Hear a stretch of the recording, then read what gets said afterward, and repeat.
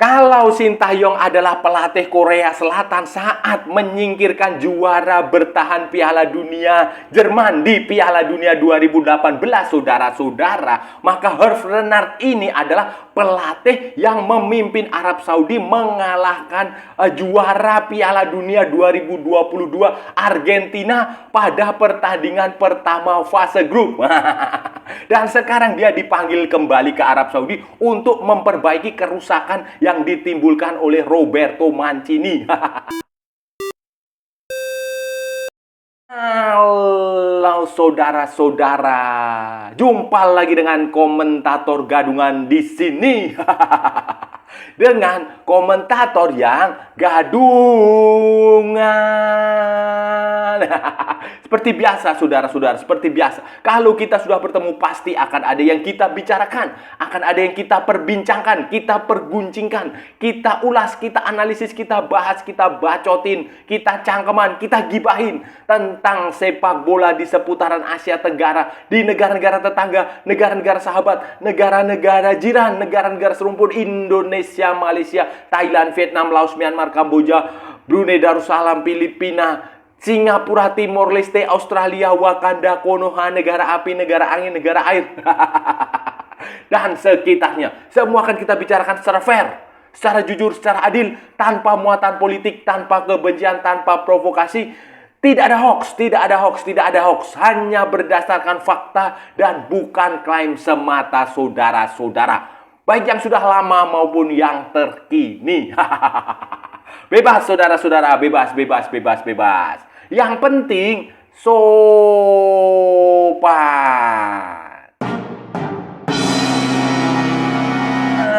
Jadi begini, saudara-saudara, jadi begini. Tim nasional Arab Saudi, Asosiasi Sepak Bola Arab Saudi, Football Association of Saudi Arabia, itu baru saja mengumumkan pelatih pengganti Roberto Mancini. Jadi kan Roberto Mancini itu kemarin dipecat oleh Asosiasi Sepak Bola Arab Saudi karena dianggap hasilnya tidak terlalu bagus. Walaupun ya sebenarnya Arab Saudi itu masih berada di track, berada di jalur untuk menjadi lolos ke Piala Dunia 2026. Sebenarnya ya, tetapi ya karena ya nggak tahu lah otaknya pengurus-pengurus di Arab Saudi sana, saya nggak tahu karena ya duitnya terlalu banyak, mereka bingung untuk membuang-buang duit itu sehingga Roberto Mancini dipecat. Dipecat pun juga tidak main-main, saudara-saudara. Dia baru bekerja sejak 2023 dan kontrak dia akan berakhir 2027 dan gaji dia itu juga besar sekali, saudara-saudara. Besar sekali, hampir sekitar 50 miliar atau berapalah. Jadi kompensasi Roberto Mancini itu mencapai sekitar 1 triliun rupiah. 1 triliun, saudara-saudara. Bayangin, sama seperti siapa itu yang maklar kasus yang ditangkap di rumahnya yang punya uang 1 triliun. Jadi itu kompensasinya Roberto Mancini itu segitu, saudara-saudara. Jadi gila, saudara-saudara, gila. Dan sekarang Roberto Mancini sudah diganti, dia kecewa berat, dipecat dari Arab Saudi dan dia memilih pulang ke Italia. Saya nggak tahu apakah dia akan melatih di salah satu klub Italia, misalnya AC Milan yang sedang terseok-seok, atau dia akan direkrut oleh Manchester United atau apa, saya nggak tahu. Tetapi dia memutuskan kembali ke Italia untuk berkarir lagi di sepak bola Italia, di sepak bola Eropa yang jauh lebih tidak banyak gimmicknya. Dan sekarang Arab Saudi memutuskan untuk menunjuk pelatih asal Prancis yang namanya Herve Jean-Marie Roger Renard, atau biasa disebut sebagai namanya, orang-orang menyebut dia sebagai Herve Renard. Susah, saudara-saudara, karena itu bahasa Prancis. Herve Renard itu adalah pelatih dari Prancis, berusia sekitar 56 kalau nggak salah, 56 tahun, dan dia punya kurikulum vitae yang luar biasa. Panjang lah dia. Karir kepelatihan dia itu amat sangat panjang. Di Eropa, di Afrika dia cukup sukses, dan di Arab Saudi, di Asia juga dia punya reputasi. Adalah siapa Herve Renard ini, saudara-saudara? Herve Renard adalah pelatih kelahiran Aix-les-Bains. Aix-les-Bains di Prancis sana tanggal 30 September 1968. Dia dulu mantan defender, mantan back di sejumlah klub kecil lah. Ada 2 atau 3 klub di level bawah di kompetisi Prancis ya. Sebagai pemain memang dia termasuk mediocre lah di klub-klub papan bawah seperti Cannes. Pernah main di Cannes, kemudian di Stade de Valerie, kemudian ada di Draguignan. Nah, itu adalah 3 klub yang pernah diperkuat Hervé Renard sebagai pemain, dan tidak ada yang sukses di situ, tidak ada yang level tinggi di Liga Champion atau di Ligue 1 di Prancis. Tetapi setelah itu dia berkarir sebagai pelatih, dan reputasi karir dia sebagai pelatih itu panjang, saudara-saudara. Panjang sekali di berbagai macam negara, di level klub maupun di level tim nasional. Dia pernah melatih di Nam Dinh di Vietnam, saudara-saudara. Dia pernah melatih di Nam Dinh di Vietnam, tetapi tidak terlalu sukses juga. Dia pernah mendapatkan kesempatan melatih di Lille di salah satu klub di Ligue 1, di klub di Prancis. Itu juga tidak terlalu sukses, saudara-saudara. Kesuksesan dia justru ketika dia melatih di level nasional, di level negara, di tim nasional. Kalau saudara-saudara ingat, dan kalau saudara-saudara benar-benar penggemar sepak bola sejati, tahun 2012 itu Hervé Renard itu bikin kejutan bersama tim nasional Zambia.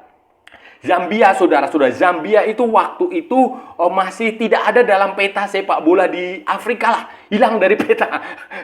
Tetapi di bawah asuhan Hervé Renard ini, saudara-saudara, Zambia secara luar biasa, secara mengejutkan itu mampu menjuarai Piala Afrika 2012. Wah, luar biasa. Tetapi tidak hanya itu.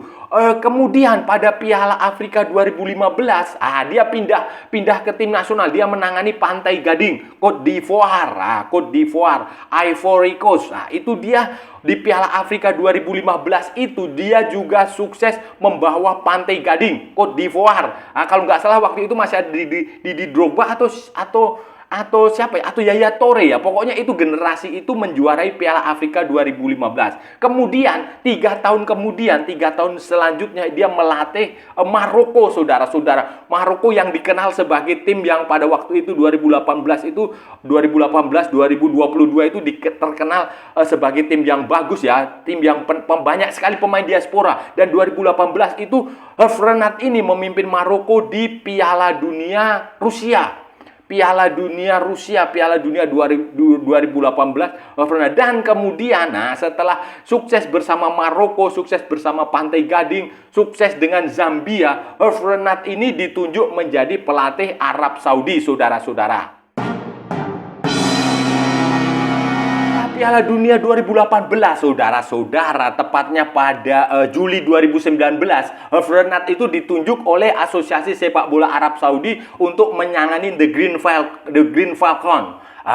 Tim nasional Arab Saudi, target yang dibebankan kepada dia adalah Piala Dunia 2022 di Qatar. Karena Qatar dan Arab Saudi bertetangga. Kalau Arab Saudi sampai nggak lolos, itu bagi mereka adalah sebuah aib, sebuah memalukan dalam sejarah sepak bola. Tetapi kemudian dia menunjuk Hervé Renard dengan kurikulum vitae yang luar biasa, dengan gaji yang tentu saja tidak sebesar Roberto Mancini ya.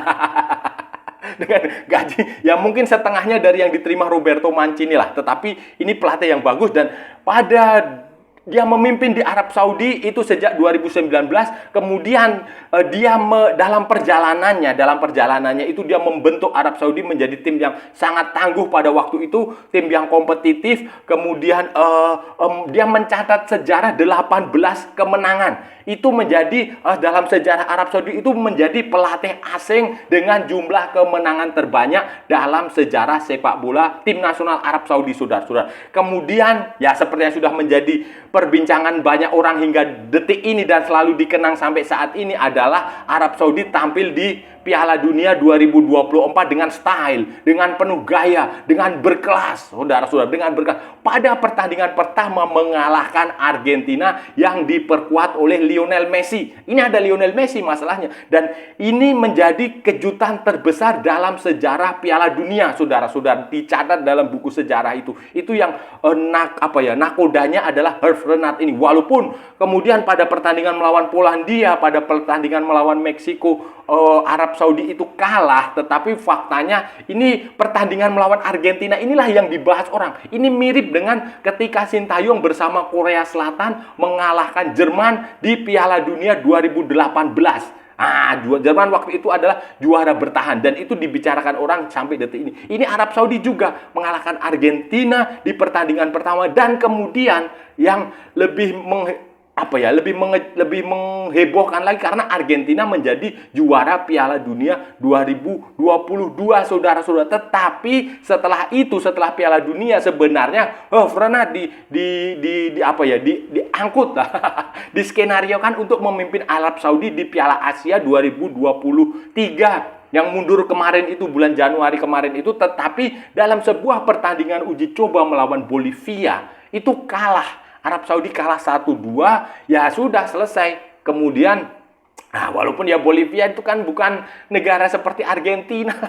Itu kemudian kalah lawan Bolivia, kemudian dia berhenti, dipecat atau pemutusan hubungan kerja bersama, saya kurang paham, tetapi dia berhenti, kemudian digantikan oleh Roberto Mancini yang punya gaji selangit itu, saudara-saudara.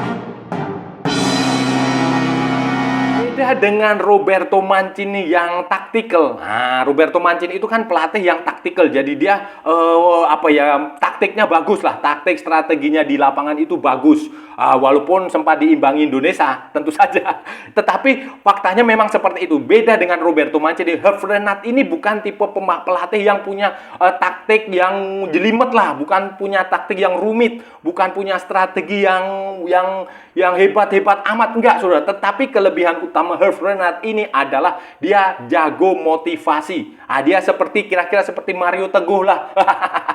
Jago memotivasi pemainnya, jago memberikan kata-kata yang membakar semangat pemain, jago memberikan kata-kata yang membuat para pemain itu tergugah. Seperti minum kopi, orang yang ngantuk tiba-tiba dikasih kopi kemudian dia semangat. Nah, itu kelebihannya Renat. Dan itu sudah terbukti sepanjang sejarah karir dia. Waktu dia menukangi Zambia, saudara-saudara, waktu menukangi Zambia, dia motivasi dia itu hanya sederhana. Dia memberikan motivasi bahwa tim nasional Zambia itu dulu pernah mengalami kecelakaan pesawat kalau nggak salah itu di Guinea Ekuatorial. Itu di tuan rumah Piala Afrika 2012 itu. Itu waktu itu dilepas pantai di situ dekat Senegal, Guinea Ekuatorial, Gabon. Kayak begitulah di situ. Nah, itu dijadikan dia sebagai suntikan motivasi untuk mengalahkan menjuarai Piala Afrika dan itu berhasil. Waktu Maroko juga sama. Dia memotivasi, kalian ini kan pemain-pemain diaspora datang ke kampung halaman, membela kampung halaman, harus semangat, harus motivasi, dan itu berhasil. Waktu melawan Pantai Gading juga sama. Arab Saudi waktu mengalahkan Argentina itu juga sama. Itu mereka dia menyuntikkan suntikan motivasi yang keren sekali, yang luar biasa, yang membuat para pemain Arab Saudi itu tampil kesetanan. Al-Buraiki, kemudian Salem Al-Dawsari, kemudian Kano. Itu benar-benar gila waktu melawan Argentina, dan itu berkat suntikan motivasi yang ditanamkan oleh Renat. Jadi ini pelatih berkebalikan dari Roberto Mancini. Roberto Mancini jago taktik, jago strategi, ini jago motivasi, dan ini justru yang berbahaya, saudara-saudara. Kenapa ini Renat ini harus diwaspadai oleh Indonesia, dan kenapa Renat ini sangat cocok untuk Arab Saudi? Karena begini, saudara-saudara. Arab Saudi itu yang dibutuhkan mereka itu hanya motivasi, suntikan motivasi. Mereka itu punya semuanya, punya segala-galanya. Mereka uang itu bukan faktor utama mereka. Beda misalnya negara-negara seperti di Afrika Barat atau negara-negara kecil di Asia yang pemainnya masih butuh duit, atau ya seperti Indonesia itu bukan. Jadi secara duit mereka semuanya sudah sejahtera. Secara karir mereka juga bagus. Main di liga-liga di Arab Saudi yang liganya sekarang sudah jadi sorotan dunia dengan pemain-pemain yang kualitasnya bagus dari seluruh dunia. Dari segi kesejahteraan masa depan mereka juga sudah pasti, masa depan secara finansial oke, secara macam-macam juga oke lah, saudara. Yang dibutuhkan Arab Saudi itu memang hanya motivasi, suntikan motivasi. Ini mau ngapain? Ini mau ngapain gitu loh saudara-saudara. Jadi kalau orang kaya, orang yang sukses, yang sudah punya duit banyak itu dia nggak butuh hal lain selain suntikan motivasi. Kata-kata itu yang dibutuhkan Arab Saudi dan ini harus benar-benar diwaspadai nanti ketika pertandingan melawan Indonesia saudara-saudara. Walaupun Indonesia main di Jakarta, Arab Saudi akan away, akan berada dalam tekanan supporter Indonesia dan Indonesia pernah menahan imbang Arab Saudi di pertandingan pertama, tetapi tentu saja di pertandingan kedua ini semuanya akan berbeda. Ini akan ibarat kata ini akan mulai lagi dari nol. Walaupun saya yakin materi pemainnya tidak akan berbeda jauh, saudara. Nggak tahu apa yang nanti akan terjadi ketika Arab Saudi menghadapi Indonesia di bulan November nanti, saudara-saudara. Walaupun main di Jakarta, saya nggak tahu apa yang akan terjadi karena Indonesia juga waktu melawan Cina juga kondisinya tidak terlalu bagus. Kemudian akibat mental waktu melawan Bahrain, dan saya harap sih nanti waktu pertandingan melawan Jepang, melawan Arab Saudi itu supporter nggak usah lagi mengungkit-ungkit masalah soal Bahrain, nggak usah. Itu kalau diungkit-ungkit lagi itu justru akan menjadi pikiran lagi buat pemain, tidak fokus. Nah, tidak fokus ke pertandingan melawan Arab Saudi. Saya nggak tahu nanti akan seperti apa, tetapi kemungkinan besar Kevin Dix itu belum akan bisa bermain karena proses naturalisasinya dia tidak berjalan mulus. Kenapa demikian? Karena kan saudara-saudara tahu Indonesia baru berganti pemerintah. Tanggal 20 Oktober kemarin baru berganti pemerintah. Kemudian ada Kementerian Imigrasi yang baru. Sehingga otomatis pemerintah masih berkutat dengan urusan-urusan domestik. DPR-nya juga masih baru dan saya bisa paham, bisa mengerti kalau itu Kevin Dix tidak akan bisa bermain, prosesnya dia akan tertunda, itu saya bisa paham. Presidennya ganti, kebijakannya tentu saja ganti, menterinya baru, imigrasinya baru, macam-macam lah. Jadi itu sudah pasti tertunda. Tetapi tanpa Kevin Dix ya saya nggak tahu apakah Justin Hubner bisa main atau tidak. Ya semoga ini akan ada solusi lah sudah. Tapi karena yang pasti, yang jelas ini Arab Saudi pasti akan berusaha untuk mencari kemenangan lawan Indonesia setelah hasilnya negatif pada pertandingan melawan Jepang dan ditahan imbang oleh Bahrain, saudara-saudara. Dan ini mereka butuh kemenangan sehingga Indonesia tidak boleh lagi melakukan eksperimen, tidak boleh main-main walaupun kita bermain di kandang, saudara-saudara. Saudara-saudara, itu tadi pembahasan kita hari ini, saudara-saudara. Kita sudah bicara panjang lebar semuanya. Dari A sampai Z, dari barat sampai ke timur, dari utara sampai ke selatan, dari Sabang sampai Merauke, dari Pulau Rote sampai Pulau Miangas. Semua sudah kita ulas, semua sudah kita cakap, kita perbincangkan, kita gibahin, kita bacotin, kita cangkeman semuanya. Tadi kita bahas tentang Jean-Marie Roger Renard.